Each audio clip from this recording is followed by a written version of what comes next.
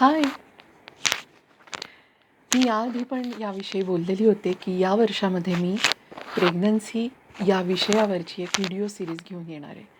तर त्याच सिरीजचा पहिला भाग मी आज सादर करते तुमच्यापुढे. हा विषय माझ्यासाठी मला खूप महत्त्वाचा वाटतो. याचं कारण असं की मला असं वाटतं की एक चांगला माणूस घडण्याची जी सुरुवात आहे ती प्रत्येक घराघरांमध्ये होते आणि त्याची सुरुवात जर अजून अलीकडे झालेली असेल, म्हणजे खूप विचारपूर्वक मुलांना जन्म दिलेला असेल, विचारपूर्वक मुलांना वाढवलेलं असेल, तर ही मुलं पुढे आपल्या देशाचा चांगला नागरिक बनू शकतात.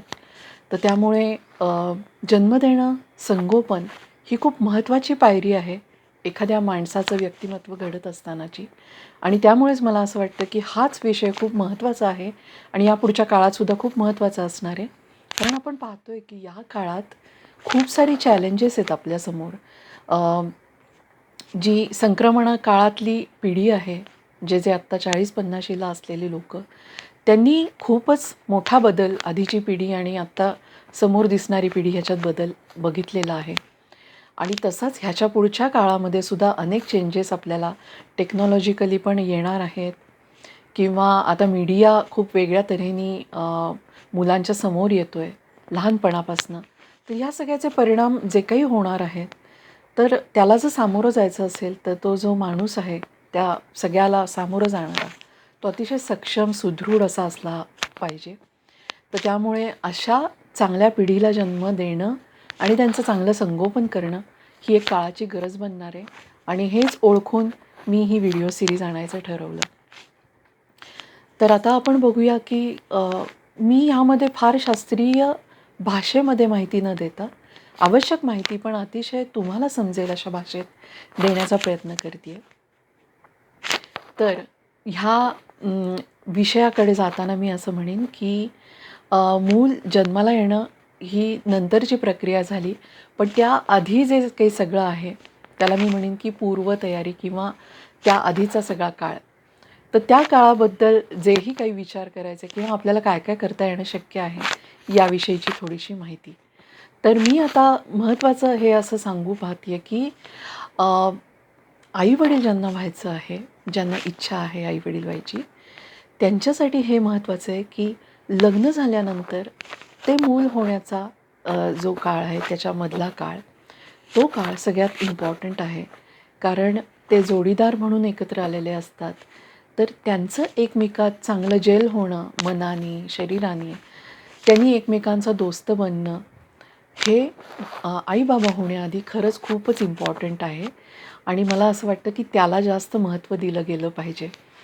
तर त्यामुळे हा काळ किती असावा हे आयडियली असं नाही सांगता येणार, कारण प्रत्येकासाठी हा काळ वेगवेगळा असेल. एखाद्याला जेल होण्यासाठी जास्त वेळ लागेल, एखाद्याला खूप कमी वेळामध्ये एकमेकांचं दोस्त बनता येईल. तर त्यामुळे ते सगळं त्यांनी डिसाईड करायचं की आपल्याला किती काळ हवा आहे. पण हे नक्कीच आहे की एकमेकांबरोबर वेळ घालवणं, एकमेकांना समजून घेणं, एकमेकांच्या सवयी किंवा आवडीनिवडी माहिती करून घेणं, खरं सांगायचं तर एकमेकांचे चांगले दोस्त बनणं, हे मला असं वाटतं की हे ह्या काळात घडलं आणि मग तुम्ही त्याच्यानंतर आई-वडील झालात, तर तुम्ही जास्त बेस्ट आई-वडील होऊ शकता. कारण तुमच्या दोघांमध्ये बेसिकली हे एक चांगलं अंडरस्टँडिंग आलेलं असतं की समोरच्या माणसाला काय त्रास होतोय किंवा होऊ शकतो आणि मग त्याला मदत आपल्याला कशी आणि काय करायची आहे, हे अंडरस्टँडिंग दोघांमध्ये असेल, तर दोघंही जणं मिळून त्या बाळाला खूप छान संगोपन करू शकतात. तर मला असं वाटतं की ही जी दोस्ती आहे दोघांची, ही खूप इम्पॉर्टंट आहे.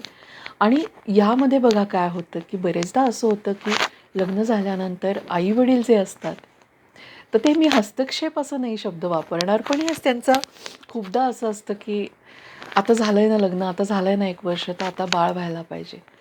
तर त्यांचा तो उत्साह आणि भावना आपण समजू शकतो, पण तरीसुद्धा मला असं वाटतं की ते जे जोडपं आहे, जे त्या मुलाला जन्म देणार आहे, हा त्यांचा चॉईस आणि त्यांचा डिसिजन जास्त असला पाहिजे की त्यांना मुलाला कधी जन्म द्यायचा आहे. कारण मी तुम्हाला म्हटलं तसं की हा जो पिरियड आहे, हा खूप इम्पॉर्टंट आहे. तुम्ही दोघं एकमेकांचं असणं आणि बरेचदा असं होतं की प्रेग्नन्सीनंतर त्या मुलीला खूप बंधनं येतात फिरण्यावर, कुठेही जाण्यावर. तर मला असं वाटतं की ही जी भटकंती आहे, किंवा ह्या ज्या छोट्या छोट्या इच्छा राहतात की मग माझं फिरणं राहिलं, मला फार एन्जॉय नाही करता आलं, मला सिनेमा, नाटक, हॉटेलिंग ह्या ज्या सगळ्या काय म्हणतो ना आपण सगळ्या काळज्या विसरून असं एकमेकात जे वेळ द्यायला पाहिजे, तो जर दिलेला असेल तर पुढची प्रेग्नन्सीचा जो काळ बंधनं जरी आली तरी ती खूप छान पद्धतीने ती मुलगी हाताळू शकते. कारण तिचं मन बेसिकली तृप्त झालेलं असतं आधीच्या सगळ्या काळामध्ये. तर ह्यासाठी मला असं वाटतं की हा जो मूल होण्याआधीचा जो काळ आहे त्यामध्ये नवरा बायकोनी एकमेकांना भरपूर वेळ द्यावा, एकमेकांचं दोस्त बनावं आणि ही गोष्टसुद्धा याच पद्धतीने आपल्या आईवडिलांना सांगता येऊ शकते की हा वेळ थोडासा आम्हाला आमच्यासाठी हवा आहे आणि मूल अल्टिमेटली येणारच आहे आपल्या घरी. पण काही काळानंतर जेव्हा ते दोघंजणं ठरवतील, तर ही त्या दोघांची जी मान्यता आहे ह्या गोष्टीला ही सगळ्यात महत्त्वाची आहे. दुसरं मी म्हणेन की मूल वाढवत असताना आर्थिक बाबींचा पण थोडासा विचार केलेला असायला हवा. कारण ह्या धकाधकीच्या काळामध्ये खरोखर आजकाल आपण पाहतो नोकरीसुद्धा कधी-कधी अशी अचानक तरुण वयात जाते मुलांची. म्हणजे ही एक कॉमन घटना झाली आहे. तर अशा काही अडचणी आर्थिक आल्या तर आपण रेडी असू का? याचा थोडासा विचार केलेला असला पाहिजे किंवा प्रेग्नन्सीमध्ये किंवा प्रेग्नंट होण्याच्या अगदी 9व्या महिन्यामध्ये काही शारीरिक अडचणी आल्या किंवा जन्म द्यायच्या वेळेला काही अचानक इमर्जन्सीज आल्या आणि त्याचा जर जास्त खर्च असेल तर तो पेलायला आपण तयार असू का? किंवा मूल झाल्यानंतरचा जो 2 वर्षांचा काळ आहे, त्या काळापर्यंत साधारण सस्टेन होऊ शकेल अशी आपली आर्थिक स्थिती आहे का? हे विचारसुद्धा आत्ताच्या या काळामध्ये खरंच इम्पॉर्टंट आहेत. आणि त्यामुळे मानसिक तयारी मुळात की हो आपल्याला आईबाबा व्हायचं आहे ही त्यानंतर ही शारीरिक आर्थिक मी तुम्हाला म्हणलं तसं ही करणं गरजेचं आहे. आणि त्याचप्रमाणे अजून एक टप्पा येतो तो म्हणजे शारीरिक तयारीचा. पण तो एक मोठा विचार आहे तर त्यामुळे मी त्याबद्दल फार सविस्तरपणे याविषयी बोलीन. पण मुळात जेव्हा आई-बाबा आपल्याला व्हायचं आहे असं जेव्हा तुम्ही ठरवता, तर त्यामध्ये ना खूपदा बऱ्याच गोष्टींची तशी कल्पना नसते. म्हणजे सगळं गुडी-गुडी पिक्चर वाटत असतं. पण ॲक्च्युली तुम्हाला आई-बाबा होणार म्हटल्यानंतर जबाबदाऱ्या येणार असतात. तुम्हाला रात्रीची जागरणं करावी लागणार असतात. तुम्हाला अनेक कष्ट करावे लागणार असतात. बेसिकली आपला सगळा स्वार्थ किंवा आपल्या सगळ्या गोष्टी बाजूला ठेवून त्या मुलाकडे पूर्णपणे लक्ष द्यावं लागणार असतात. तर ही जी मानसिक तयारी आहे, तर ह्याच्यासाठी फार सक्षम असायला हवं, खूप स्ट्राँग असायला हवं. आणि कारण हे सांगायचं कारण असं की ज्या माझ्याकडे काही ज्या केसेस आल्या, त्याच्यामध्ये असं दमलेले आई-बाबा मला खूप दिसलेले आहेत. तर त्यामुळे मला असं वाटतं की ही तयारी आपली मनाची पहिली करणं महत्त्वाचं आहे.